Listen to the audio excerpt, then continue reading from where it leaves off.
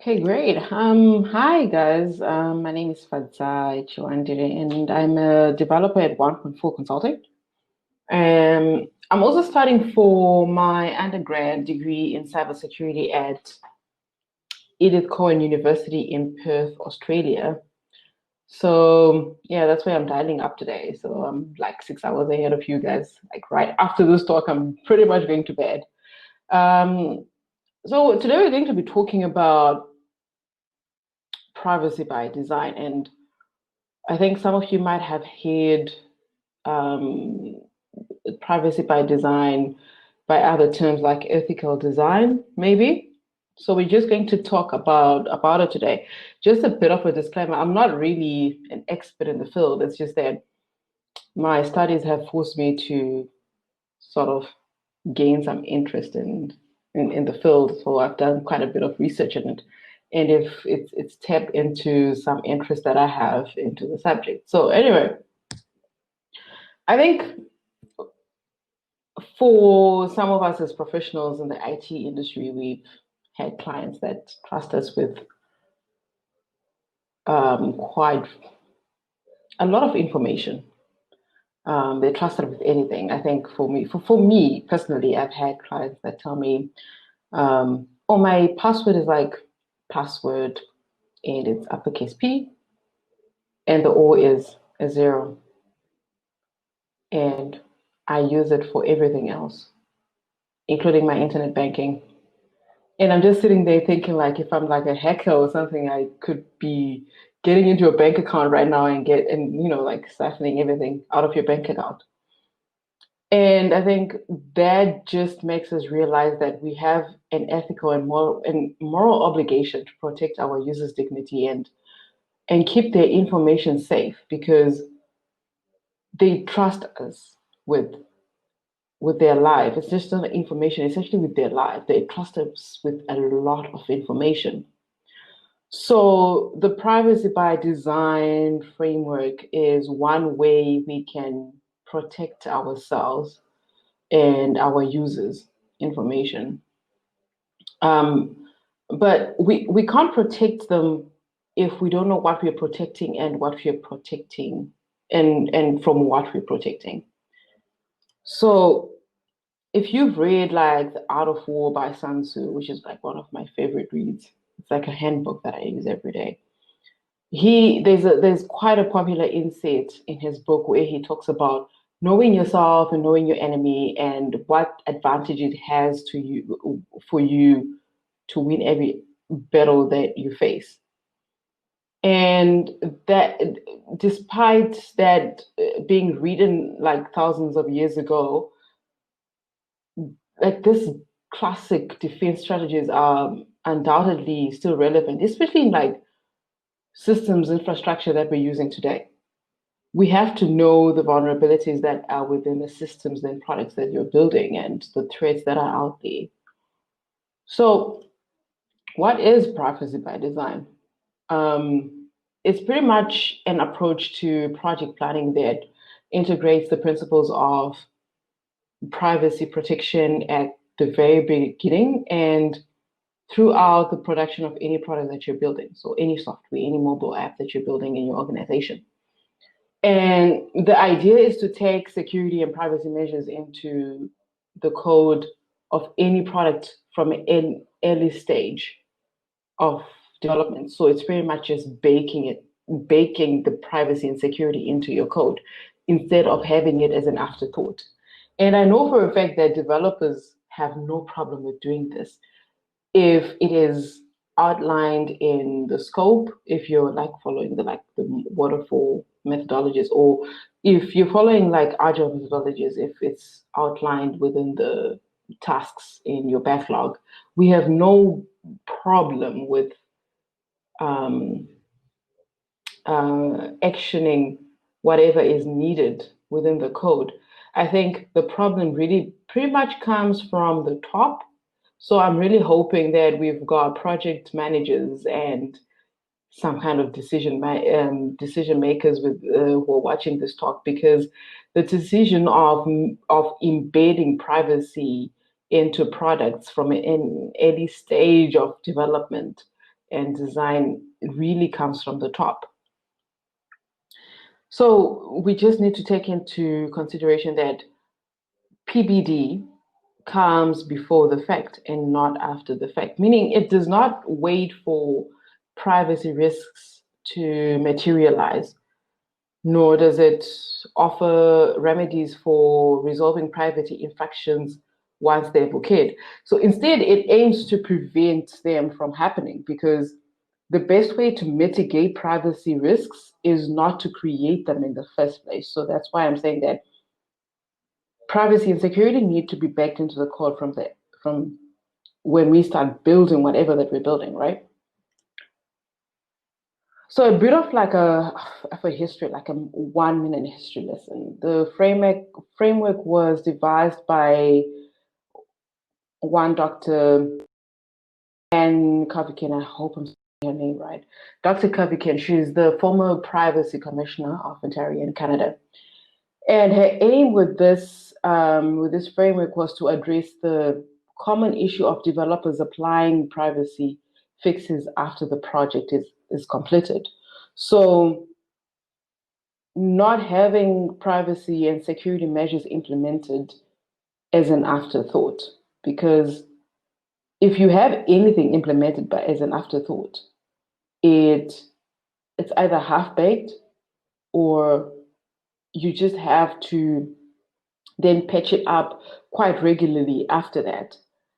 So what she came up with are 7 foundational principles of privacy by design that I'm just going to go through right now. And the first one is, it needs to be proactive and not reactive, preventative, not remedial. So it needs to anticipate, and it has to prevent privacy breaches before they happen. And this is achieved by having methods in place that help recognize poor privacy designs, the possible outcomes, and correct them before they occur in a systematic and innovative way. Instead of having a method that only solves a problem after it has occurred. So this is a preventative measure that we need to take. The second principle is privacy as the default setting. And I know with the second one, the GDPR, which I'm going to talk about later, has implemented this as a regulatory measure within the EU. And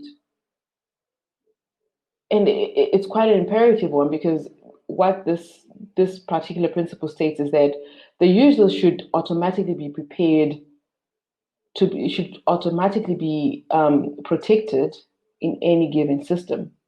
They should not have to take actions to secure their privacy. So for instance, if you have developed your application, I should not have to take the initiative to protect my own data. It should just come as default within your application or your software or whatever it is that I'm using, that you have advised me to use, that I'm using. Like, your product should just come with privacy by default. And there's just some default standards that you should follow. So like informing the user that their data will be collected, how it will be used and stored, and who will have access to it. So, and this who will have access to it section is very important, because we do have organizations that do share customer data with third parties for whatever reason. It could be marketing reasons. And users need to know that, because they're only trusting you as the first point of contact with their information. They don't know this other party that you're going to be sharing their information with. So they need to consent to that. The collection of personal data must be fair, lawful, and limited to data that is necessary for the specified purpose. And we'll talk about it, about the limited data later. But I would be very concerned if my Fitbit device at the moment would be asking me about my contacts, trying to get permission to access my contact details, because there would not be any reason why my Fitbit would want to access my contacts, right? So it needs to be lawful, it needs to be limited and necessary. Like the necessary bit is quite important. And the collection of personal identifying information should be kept at a strict minimum. And this is what is considered as data minimization. Then the use, retention, and disclosure of the data shall be limited to the relevant purposes communicated to the user to which they have given consent to. The third principle is embedding privacy into the design. So as stated before, it's something that we need to do from the early stages of designing and developing whatever product that we're going to be putting out there to the public. So privacy must be a core function of any system and not an afterthought or add-on. Adopting a systematic approach that relies on standards and frameworks and subject to external reviews and audits. So once you have adopted some kind of privacy by design policy, it should be a policy that should be flexible to being subjected to external reviews. So anyone from outside should be able to come review your privacy by design policy and give their thoughts to it.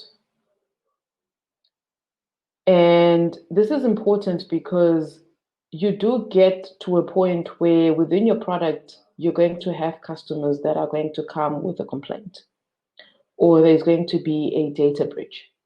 And you need whoever that external force is to have your back to say that we have reviewed this privacy policy and it did meet the requirements of privacy by design policies.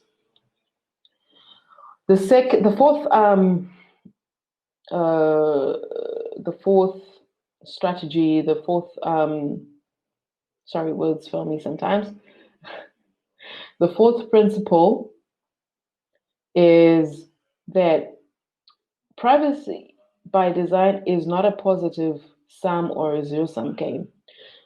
I think before privacy by design became a requirement, there was this war between privacy and security. Because in some instances, there were systems that could not be perceived as secure if you were protecting the data that the users were giving, right? So with this PBD framework, it requires privacy and security to coexist instead of fighting against each other, which is quite possible. And it aims to prove that it is more desirable to have both those entities coexisting and working together. I'm going to give some resources at the end that give more practical implementation into how you can get into applying privacy by design and security and having them coexist within your system. It needs to have end-to-end security, a full life cycle protection. So robust security measures are vital to privacy from beginning to end, ensuring that all data is securely retained and securely destroyed. Whether you're destroying it physically or virtually, it just needs to be secure. It's not just a matter of deleting a database. It's how you're deleting that database. It's how you're deleting that piece of information and making sure that no one who is not authorized to access that data actually does get some kind of access to that data. And it's something that is called within the industry of cybersecurity. It's what they call cradle to grave secure lifecycle management, making sure that you have secured the data from the point where you collect it to the point you destroy it. Visibility and transparency.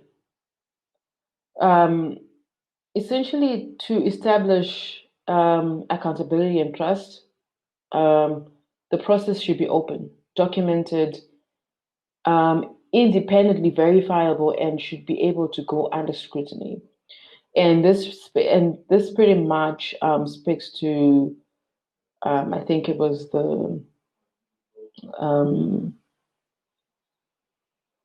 one of the other principles that I spoke about, that an external entity should be able to come through and review your policies as an organization and verify that whatever policies you're following, whatever processes you're following, are within the guidelines of a PBD framework. And lastly, PBD should be user-centric and respect user privacy. And this is quite an important one because the whole framework is based on the trust that we gain from our users. And the best approach is one that consciously puts the interests and needs of the individual users first. It is essential to empower users by allowing them to play an active role in the management of their own data. So allowing them to give consent for their data to be collected, and keeping in mind that the greater the sensitivity of the data, the clearer and more specific the quality of the consent required. So if I am going to be giving you sensitive data, for instance, my name, my date of birth, where I live, then you need to notify me in clear terms, like most clear terms you can, where you're going to be using this data, who has access to this data, and for how long you're going to have that data. And also keeping in mind that whatever consent I give as a user, I can go back and withdraw that consent at any given stage. So all this needs to be facilitated within apps and websites and whatever platform that requires users to give their data. We need to facilitate consent. And personal data should be accurate, up to date, and complete to fulfill the specified purpose. And if at any given point the data that we have is not accurate and up to date, then we should always provide users access to their personal data because they are the only ones who can give accurate data. They are the only ones who can update it. So this way the user can challenge the accuracy and completeness of the information and have it amended appropriately. If they can't amend it themselves, then maybe they can just inform the administrator of the database to amend it. So why is privacy by design important? As mentioned earlier, PVD has been around since the 90s, early 90s, I think. But for a very long time, it has been perceived as a nice to have feature rather than the best practice or a standard that needs to be followed within the industry. And this is changing drastically across the world as you find that policymakers are making it mandatory for certain security and privacy standards to be met. And I'll give an example of Europe, the EU. They've implemented the General Data Protection Regulation, that came into effect in 2018, which is 2 years ago. And it has brought about quite a complete overhaul into how personal data is collected, used, and stored. And the GDPR has essentially made the privacy by default a legal requirement within the EU. The process pretty much requires organizations to document their PBD development process, make it available to the regulatory authorities in case of a data breach or customer complaint. So what this pretty much means is that an organization will draft their PBD policies and hand it over to like a PBD officer or like a regulatory office. And if there has been a data breach, they will use that policy as a reference point to say that, but within this policy, this is what was stated, and you consented to ABC, and considering the events that have taken place, this is the actions that we're going to take to resolve the matter. So, although GDPR guidelines are meant for operators within the EU or anyone developing systems and software and apps for European customers, privacy in general is just a fundamental right worldwide. Developing for customers in regions where there are no solid personal privacy laws it just doesn't negate the moral obligation to develop systems and software that respects the user's interests and privacy. And I know in South Africa we have POPI, protection of personal information, which is the equivalent to the EU GDPR. And although it's not as enforced as the GDPR, if you actually go through the POPI, it is quite solid. It has every single thing that you need to know in terms of having a guideline as to how you're supposed to be collecting personal information, using it, and storing it. So just a few nuggets on how we can implement PBD. As stated in the principles, it's required to implement privacy by default, meaning the systems should have privacy measures in place that automatically protect personal data without the user having to change settings. So things like avoiding unnecessary application permissions, especially those that suggest privacy invasion, such as access to contacts, camera, and microphone. I would be really worried. Like I said it before, I would be really worried if some of my apps asked to have access to my contacts. For instance, like my Fitbit, I wouldn't understand why my Fitbit would want to access my contacts, right? Minimize the amount of data collected, and minimize the amount of data that you share with third parties. Because then you're putting a responsibility on yourself as an organization to make sure that the information you are sharing with third parties is not being misused.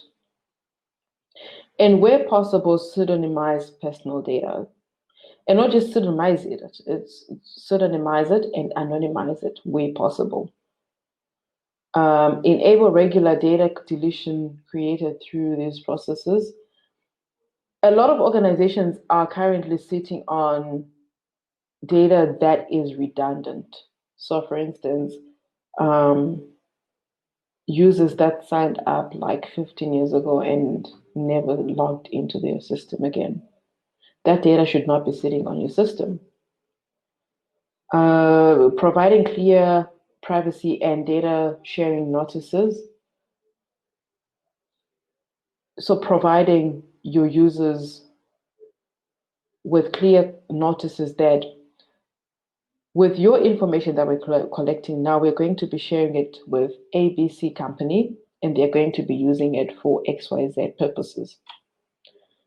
Embed granular opt-ins throughout the notices. So I think in South Africa, this is quite an important one, because personally, I've received material from companies that I did not give consent to send me marketing material, but they have done so anyway. And it's quite disturbing because they address me by name. So like each email comes through and it says, "Dear Fadzayi," and I'm like, I just don't know how you knew my name. Like, it's quite invasive, and it's quite troubling to know that there are organizations that are just going to be sending you, not just sending you, but actually have access to your data, and you not knowing what kind of data they have access to. And if you're an organization sharing their data to that third party, or an organization that is not a third party, you've asked your users to share their data, but you're not asking them to give consent to you sending them marketing material, that is quite disturbing. It's a breach of privacy. Um, so this one, the enable social media sharing by default,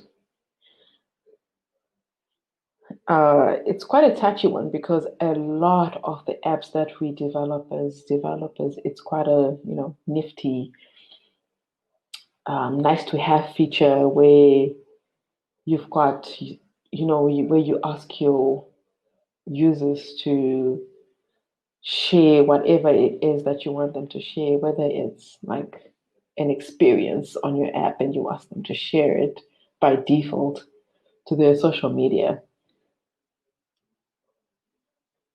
A lot of users actually see this as a breach of privacy.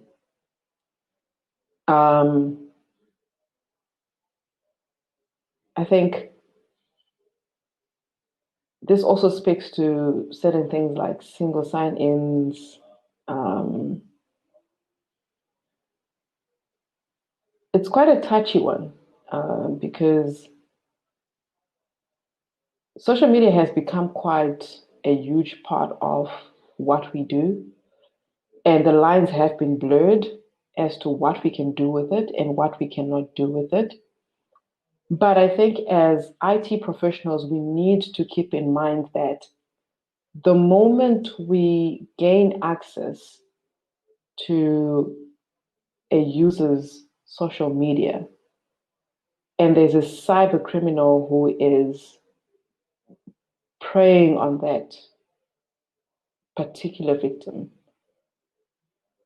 we are giving them a gateway to getting more information that will give them more access to other platforms, like their banking access or whatever other platforms that they are part of.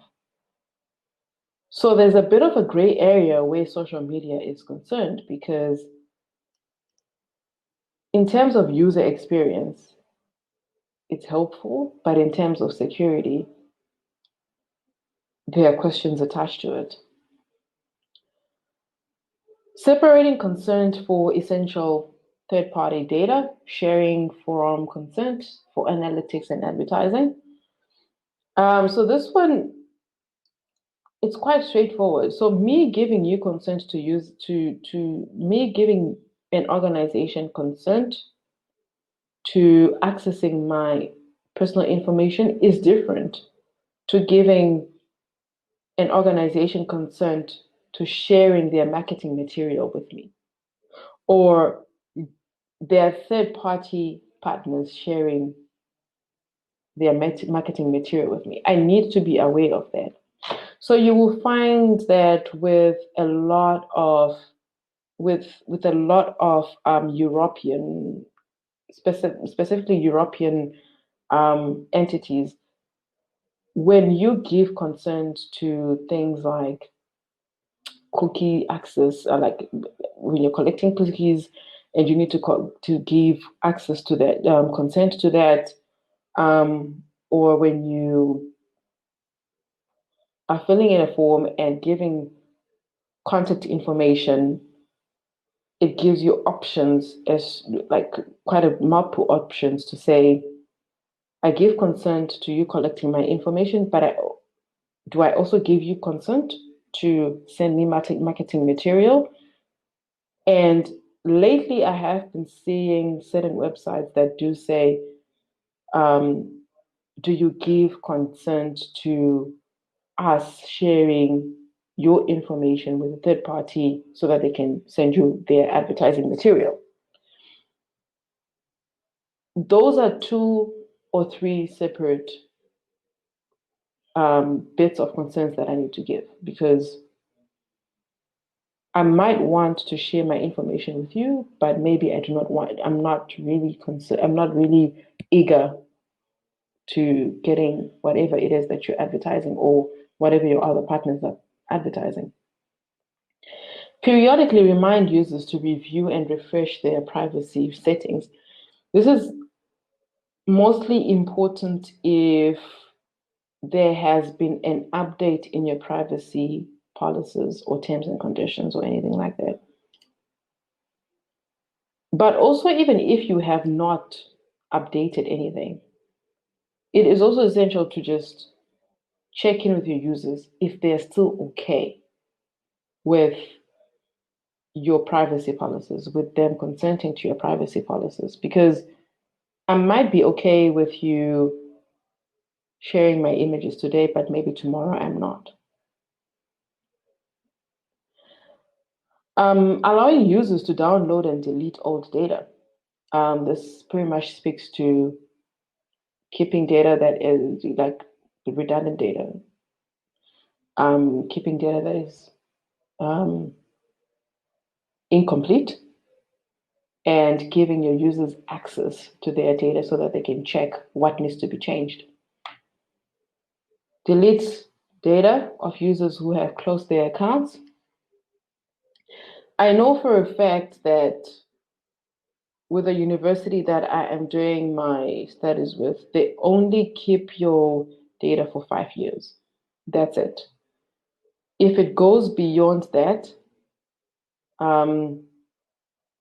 then you need to check in with the university for them to update it. But I know for a fact that they only keep your personal, at the very least, your identifying data. From what I have discovered when I asked them, they keep your student number and probably just the units that you were working on. But anything else is deleted after 5 years. And this is essential with anyone who collects data from users, that you need to have a routine check on the kind of data that you have and delete the data of users that have been on your database for a very long time and have not logged in. I think I stated this before. So the whole privacy by design concept is not something that is an overnight change for organizations, because it does take time. And instead of viewing privacy by design as a step-by-step approach that you are mandated to follow in order to avoid punishments of some sort, especially in environments where there are regulatory bodies, you should probably view it as a way to cultivate better relationships between your stakeholders and your users as an organization, because it helps establish that trust between service providers and users. And as software engineers and product designers, we need to think of every possible way our users' information can be misused, stolen, and shared without consent. We need to think of the liabilities you might create for your customers by not securing it adequately. think about the responsibilities you put on yourself as an organization by collecting and keeping information that you don't need. For instance, if you have information that has been lying on your system, redundant information that has been lying on your system, and there's been a data breach in your system,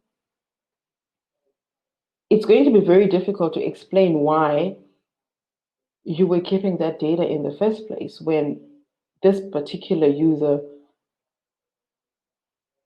had this particular user's data was redundant. And we need to think about how third parties share the data we give them. So I did speak about pseudonymizing data and anonymizing data. And there's a difference. Pseudonymizing data is pretty much just putting a mask over the identifying data. It still keeps some kind of data that allows third parties to profile individuals. But anonymized data takes away all the identifying data information out of it. So that's something that we need to look at as software developers. And adapting the PBD framework to develop systems and software would require a shift in the current development flow your team follows. So it's an extra layer, and it will definitely take time. Where you were taking probably 6 weeks to release a product, it will probably take you maybe an extra 10 weeks because you've got this extra layer of security that you need to consider. But it guides the team and it helps the team release reliable software. And on top of that, just mentioning what I've said before, it establishes that trust between you and your users. So it will result in gaining more trust with your users as their data will be more protected and your reputation as a business will be protected. And I think you'd agree with me with that with the number of data breaches that are reported regularly, privacy by design is no longer an option, but rather a standard that we need to follow. We just had one case in South Africa now with okay, I won't name, I will not mention the organization, but it's quite a huge organization where their whole business model is dependent on user data, on data. And they pretty much got fished by an external force who simply requested for information on specific clients on that database, and this external force just got it, acquired data, and it, I think I spoke about it on my Twitter handle, and it just makes you realize that as an organization that is handling data, it is important to protect that data from whoever that intends to access it. And it's not a nice to have feature, it is a standard that you need to follow. If it means that whoever comes to your organization asking for XYZ data, if it means they have to go through 10 hurdles to get it, then so be it. Because it's no longer an option. It just needs to be a standard. So I've got quite a few resources because the talk was only like half an hour and I can't give practical examples on how to implement PBD, but there's a book by Andrew Hoffman that really helps in practical implementation privacy in web applications, mobile applications as well. And I'm going to be sharing this. I'm going to be uploading my slides on Speaker Deck, and I'll share the links to the resources on my Twitter handle as well. I've also shared the link to the Poppy Act. And I really would advise anyone in South Africa to read this because this is quite solid. Although it might not be as enforced as the GDPR, but I think very soon they're going to get there. So it's quite essential that anyone within the industry reads this. And to better understand the 7 foundational principles of privacy by design, I've attached the document. But I will be sharing the links on my Twitter handle and on Speaker Deck.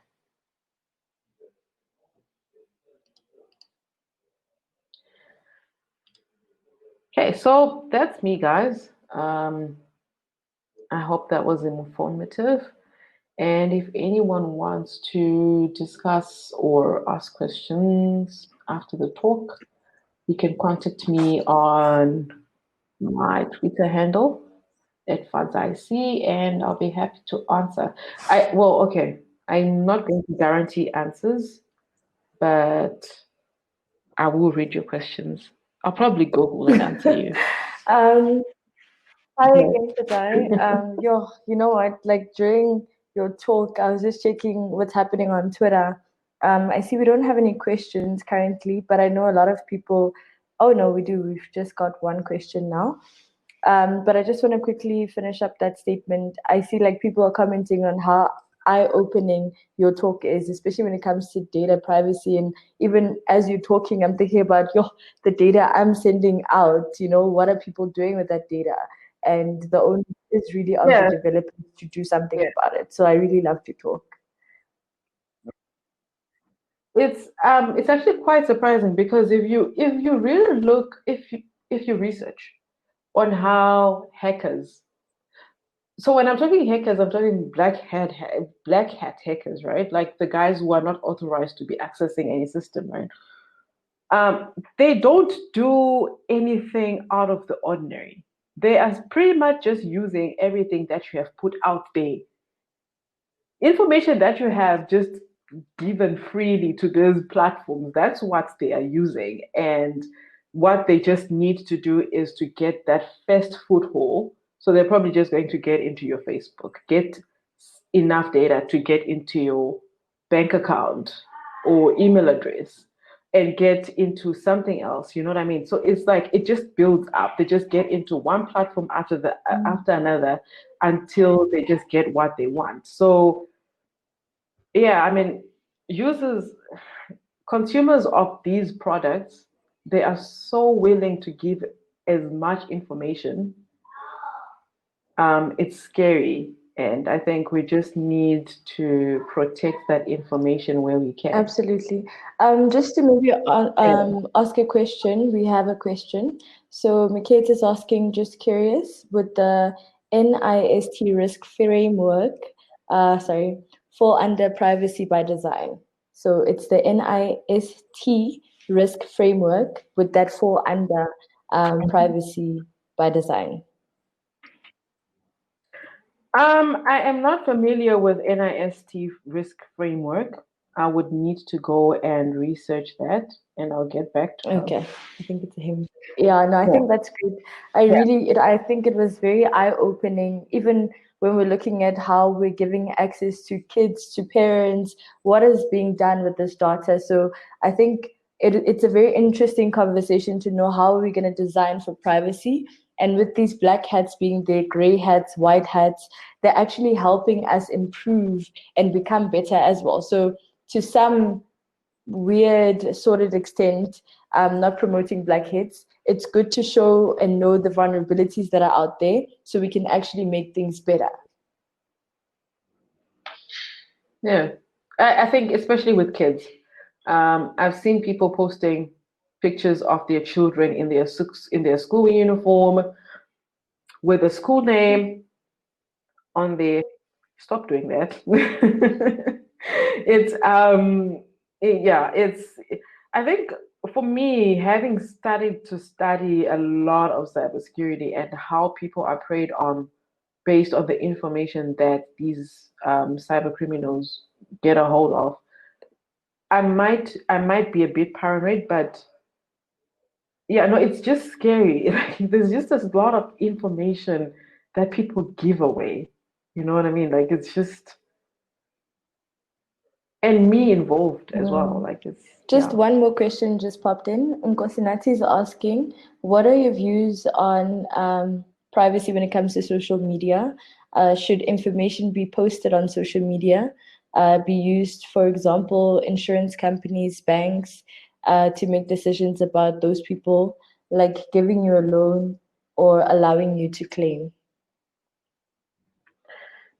Should the information be used? I think it's an interesting one because there was a That's an interesting one, because then that would borderline profiling, right? And profiling is not really a good thing.